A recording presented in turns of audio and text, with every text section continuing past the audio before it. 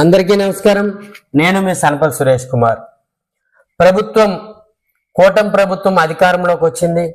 గత ప్రభుత్వంలో ఏదైతే అక్రమాలు జరిగాయనో, ఏదైతే అరాచకాలు జరిగాయనో, ప్రభుత్వ పాలసీలకి తూట్లు పొడిచి కొన్ని చేశారనో, వచ్చినటువంటి ప్రభుత్వం ఇచ్చిన హామీల మేరకు కొన్ని ఈ రోజుకి ఇచ్చిన హామీలు నెరవేర్చడం జరిగింది.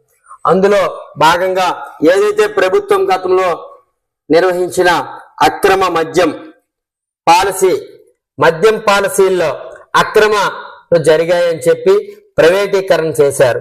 కానీ ప్రభుత్వం ఏదైతే ఈ మద్యం పాలసీల్లో బెల్ట్ షాపులు నిర్వహించకూడదని పదే పదే చెప్పినప్పటికీ శ్రీకాకుళం జిల్లాలోని ఆమదాలవలస నియోజకవర్గంలో యథేచ్ఛగా ప్రైవేట్ షాపులు నడుపుతున్నటువంటి వ్యక్తులు వాహనాల్లో మద్యాన్ని తరలిస్తున్నారు అని పదే పదే అధికారులకు చెప్పినప్పటికీ చర్యలు లేవు.